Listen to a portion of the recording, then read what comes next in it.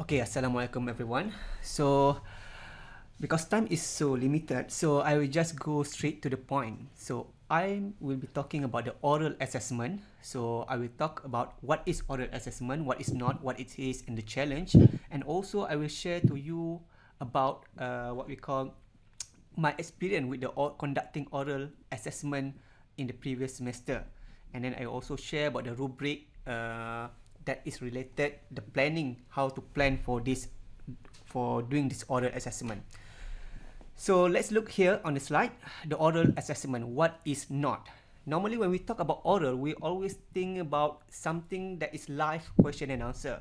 But remember, when you do something live, even though you pose your question orally, the student can either respond whether by talking or by writing. If the student respond by writing, that is not oral. For example, let's say you ask, you have a video clip, short video clip, like 10-second video clip, and then you ask the question, what do you learn from this video clip? And then you ask the student to write their answer on the paper and then upload on the Google Classroom or IIUM at the end of the class. That is not oral assessment, because you will assess the student writing, not the student orally. So that is not oral assessment. The benefit for this, the benefit of doing this is that even though this is not oral assessment, but this is kind of the assessment that you can do to minimize student cheating.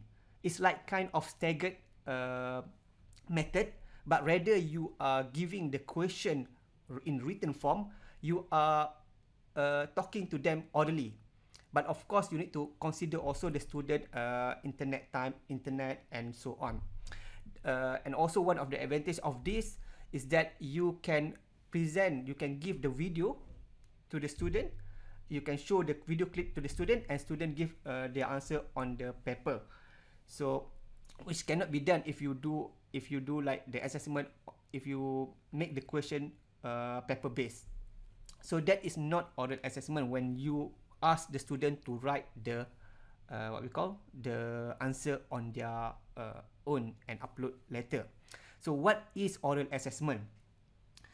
So the most important thing for the oral assessment is that we need to make sure the student talk.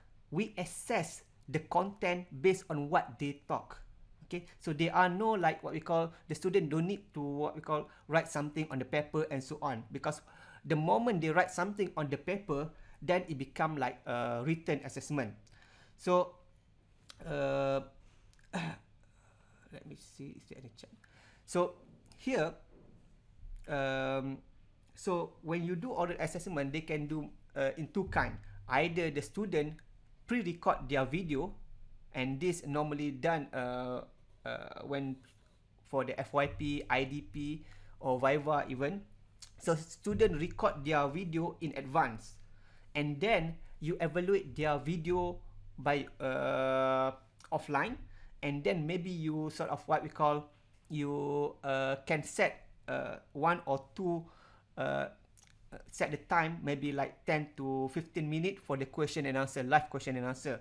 So basically, that's one way to do it, to let the student pre-record their what we call their whatever question that you give, and then you assess that pre-record that recorded video.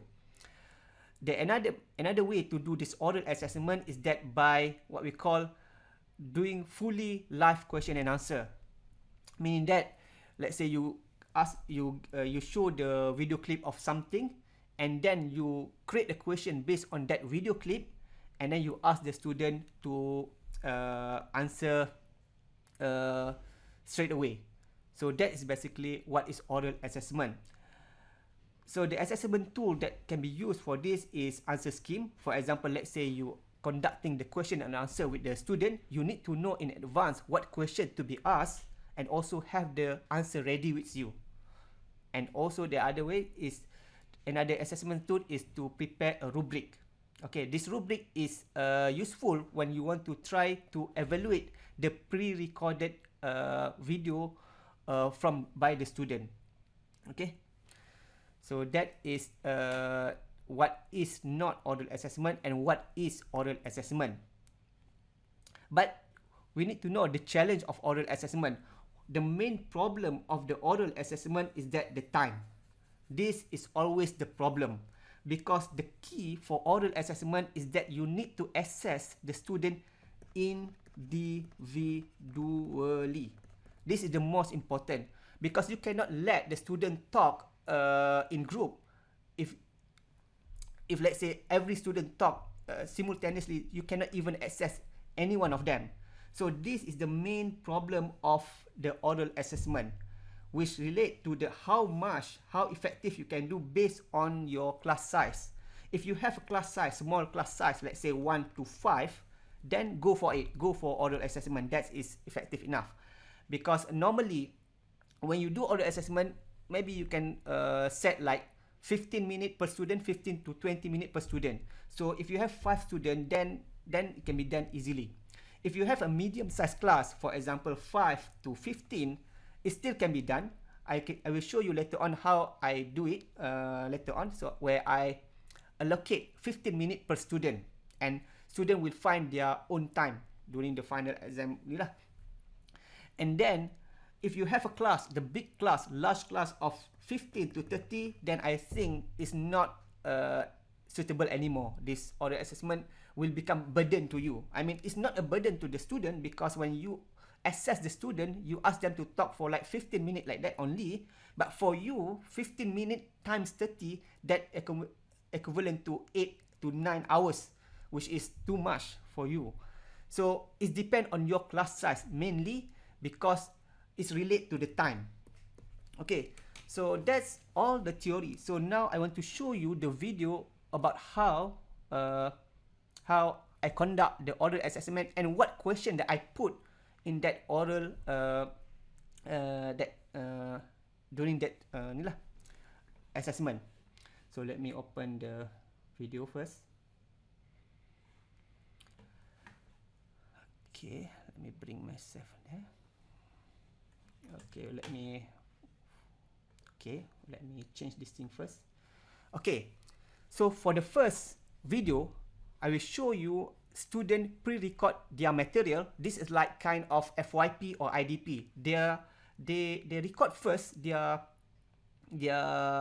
presentation, and then we assess later. There are no live question and answer. So we assess based on the content of what they did. So okay, before we look at this video, let's look.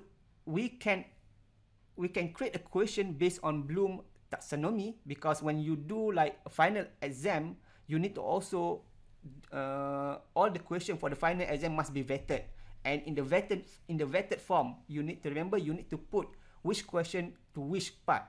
So even doing oral, you can do that. You can assign each question according to the Bloom. For example, here I test Bloom 1 and 3, where I ask the student to create a mind map at the beginning and then narrate the mind map. So Bloom 1 to 3, they have to understand and apply what they learn by teaching, and then Bloom 4 is basically when they do a mind map, they basically organize and draw the connection between these different subject lah. For example, in this video, there are 3 LO that I will cover. 3 learning outcome that I will cover. One under biochemistry, the next one you will see under microbe, and the next one is for organic chemistry. So let's look how they do. Pay particular attention on this Bloom what. Okay. in order to get more accurate of the concentration of the unknown solution, point machine and the melting point is recorded. Then it is mixed with the acetanilide, butyramide and fluorine. So moving on to the bacteria. The next part was preparing the stem cells involving the yeast and the bacteria. Okay, so if you look just now, we have 3 parts. We have the biochemistry, we have this microbiology, and previously we have organic chemistry. So basically, the student try to summarize this 3LO, because this 3LO is discovered for the 3LO in one presentation. And normally for this, I ask the student to make the presentation less than 10 minutes only. Okay. So this is how you do if you ask the student to prepare in advance the material, and then you assess their presentation. There are no question and answer, live question and answer. Observation. Okay, so the second recording is that student pre-record the material, but this time student do live demonstration. Okay, when student do live demonstration, you can basically assess them at higher thinking level. Let me show you first how I give the question for the student first. Let me where is the home video? Okay, so if you look here,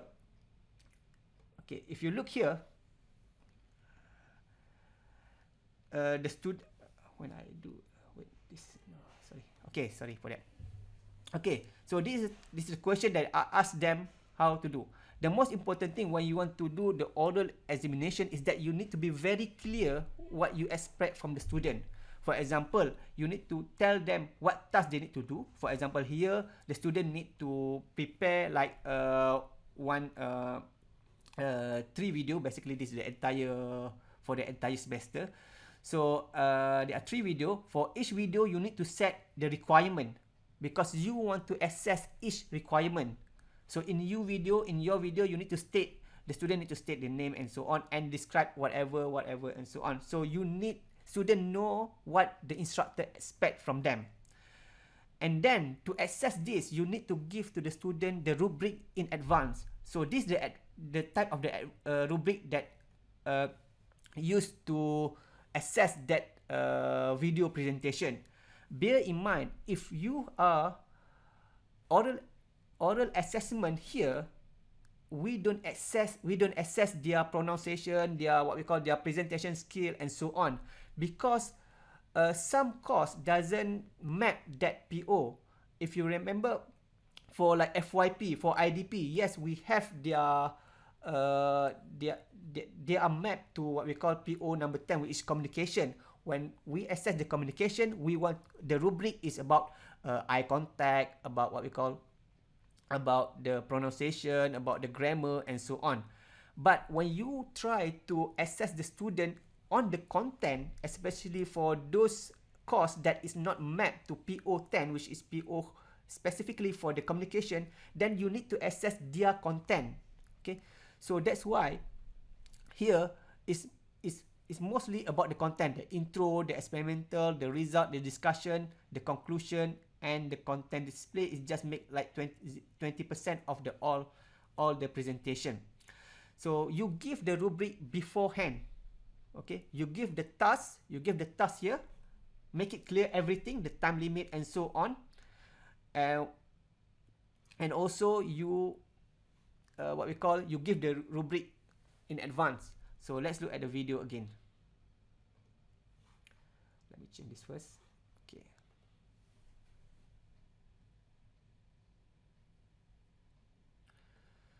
So this is kind of the thing that you will get later on. Every student, let's say here I have like 17, I don't remember, 17 students. So at the end of the day, you will get this 17 video that you need to access individually. This is similar when you give like what we call the written assessment, paper-based exam. You also need to assess them individually. But this is how you will get when you get a video lah, when you ask the student to do the video.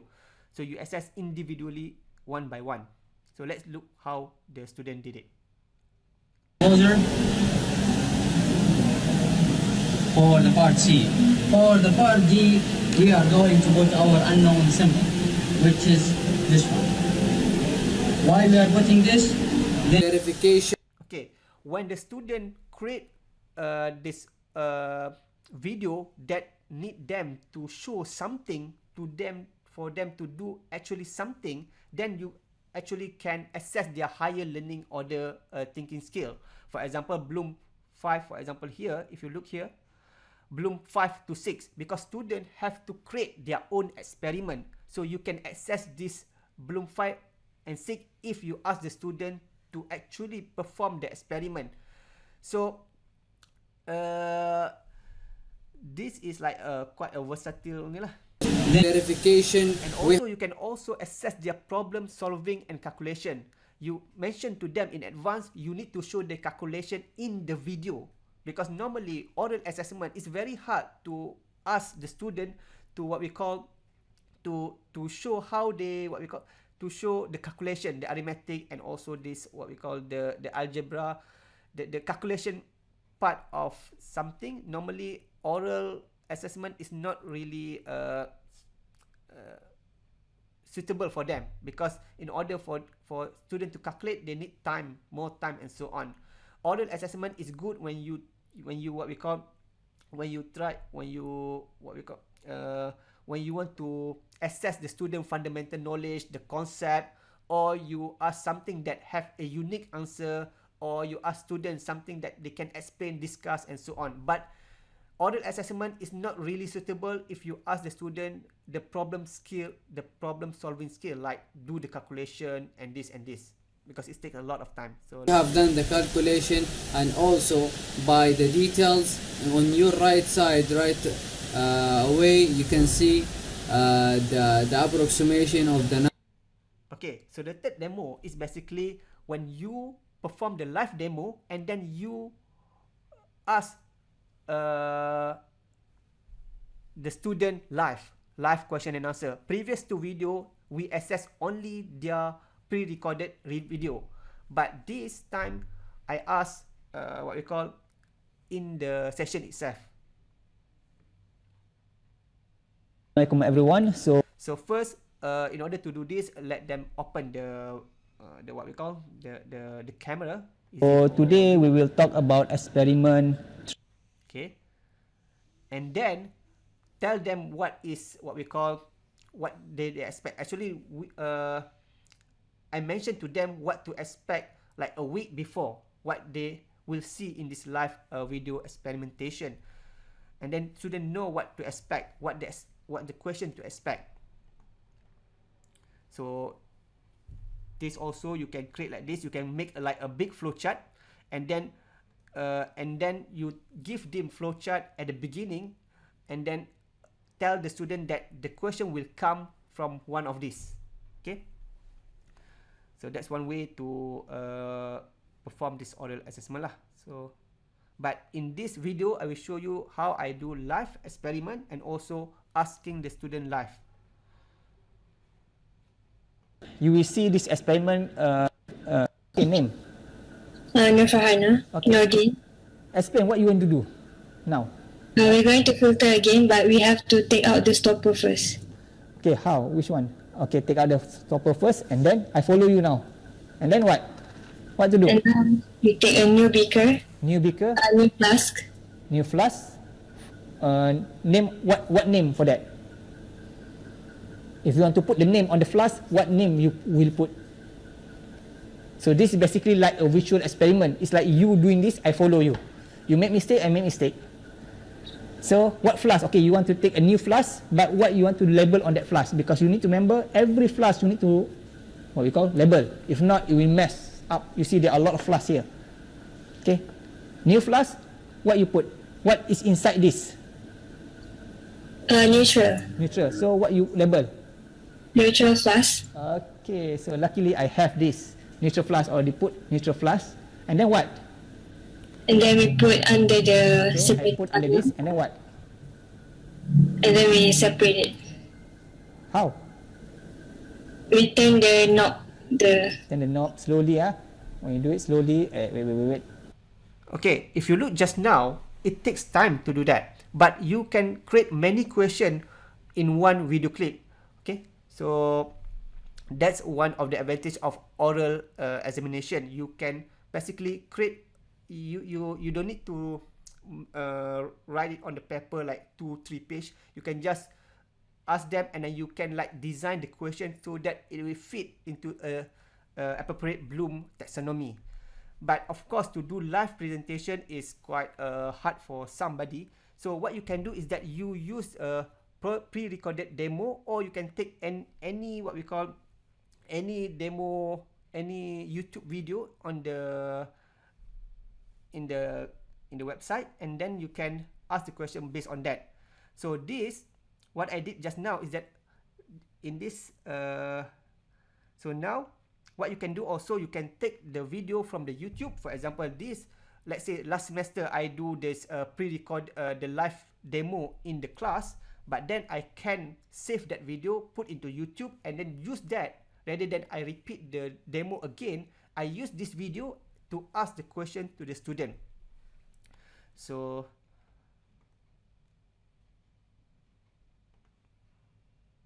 You have this hexane, you have this iodine, plus as stated here, you can design many questions that can satisfy at least Bloom 1 to 5 here.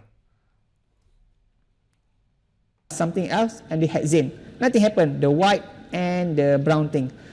Check this. And one thing you can do is that you can make your video silent. You ask the student to watch the video in advance and then tell them that the question will come from that video. It's like you ask them to read chapter 1 and then ask them that and tell them that the question will come from this chapter 1. So with the silent video, you can ask students to come up with narrative with similar technique but using different initial compound. For example, let's say this video is silent. You can say, okay, let's say, imagine this is water instead of this dark material. So the student then can create their own narrative, and then you can access their higher thinking order lah.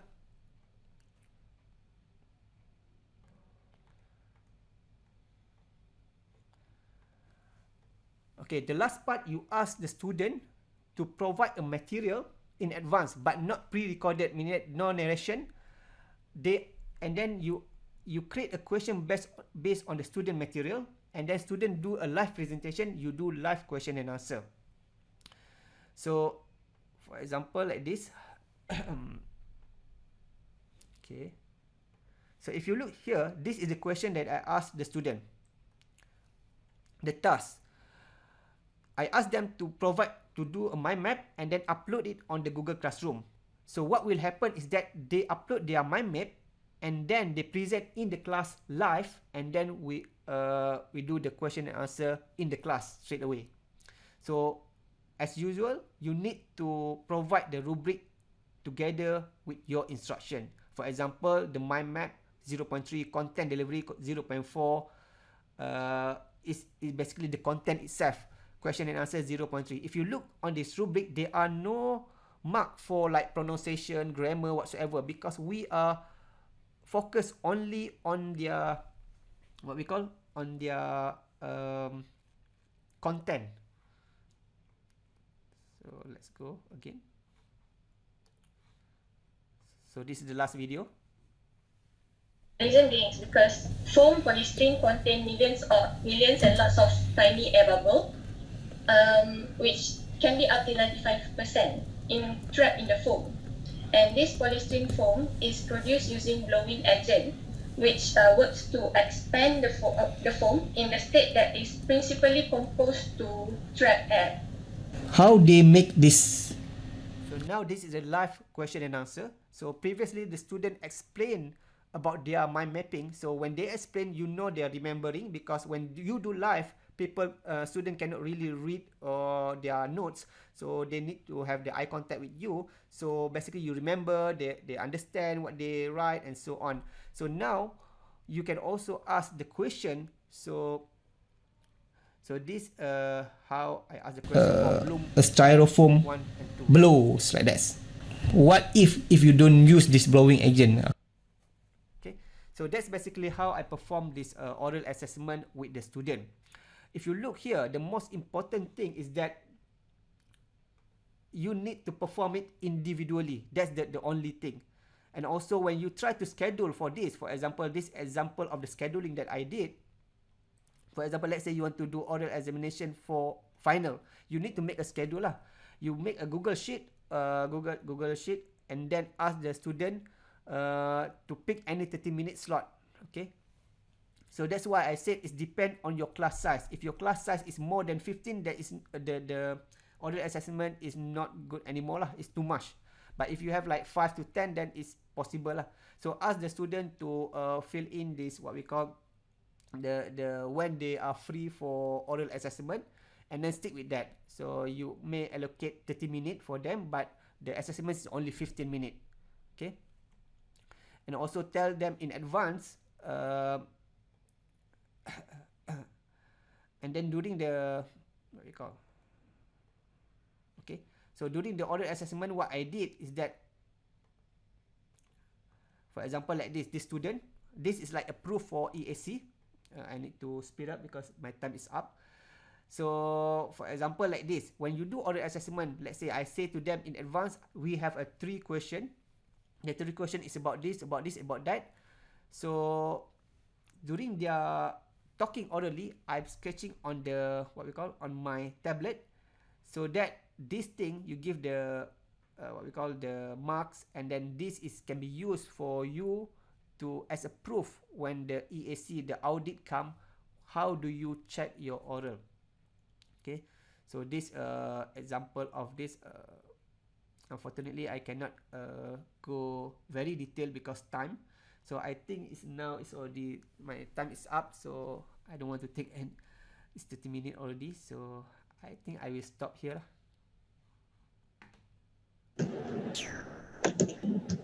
Thank you very much, Dr. Fazli. It's very, very interesting. I would like to implement that. Unfortunately, I have a large class, more than 15 students, more than 20 students. So I'm not sure if, I mean, you mentioned, you specifically said that it would be burden to lecturers if it's more than that, unfortunately, right? Okay, that's all right.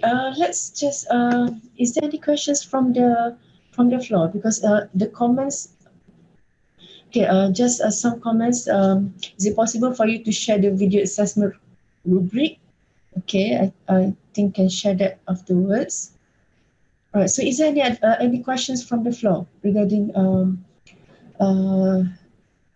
oral assessment, or has it been very loud and clear? I think it's very loud and clear. But yeah, if there are any questions, we would like to invite anyone. Assalamualaikum, Dr. Wan. Yes. Dr. Fauziah here. Okay. Thank you very much for your very good sharing. It really enlightened me as well. How, because I am during other things as well in parallel, so I couldn't really focus with your sharing just now. So how do you actually control the time limit for oral? Because sometimes students tend to prolong the answers and so on and so forth. Yes, students tend to prolong the answer. For example, even though that's why I put in my schedule that pick 30 minutes, but I ask for 15 minutes. Yes, there are some students they will ask more question. So you need to make clear to them that the main thing is that you need to answer this question first, and then you can ask later if they are.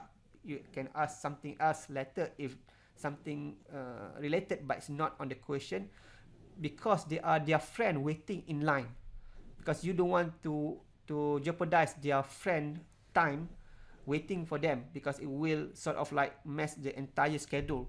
So you must make very clear 30 minutes and then you stop. The first 50 minutes, there are no introduction whatsoever, straight to the point. That's why I will tell them in advance. I give them in advance like study guide. Okay, this is the question that I will ask. For example, this structure. So the question will come from this structure, but I will sort of like maybe break this structure. So in order to test whether you understand or not, break this structure this way, whether you understand or not. So I give them the study guide in advance, because if you just say, I will test you chapter 1, it's too big, it's too much. I mean, you need to be targeted questioning. When you do oral presentation, you need to be very targeted in order to avoid the time running away. So I tell them, give them like a study guide. So this structure that I will ask, but the question will revolve around the structure only. But what revolve is related to your chapter 1 or chapter 2 or chapter 3. So give them like something to focus. So that can limit their what we call their talking something else and so on. So I think that's one way lah what I did. Okay, Dr. Fazli, just one question from the participants. Is there any feedback from your students regarding this oral assessment? What do they think about it? Normally I did it. I mean, for example, one semester only one course, only one time only. So you don't do oral examination for every time, because that is really like a burden. Because oral, when you do oral assessment, students feel anxiety, because not many students they feel what we call at ease when talking.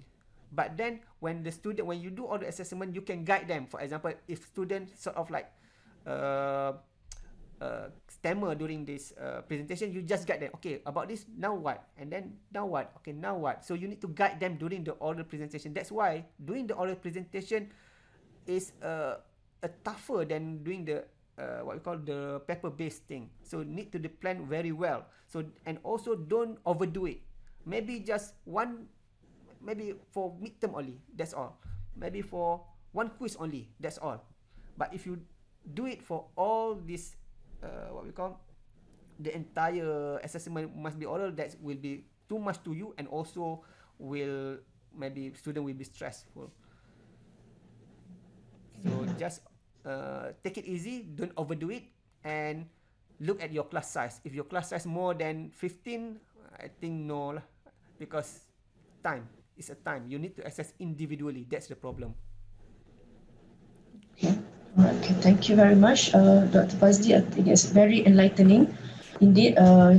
Thank you for showing all the examples. Okay. So, if you don't mind as well, as I've requested from our previous speakers, please share your email address, just in case any of the participants would like to contact you to ask you further questions. Okay.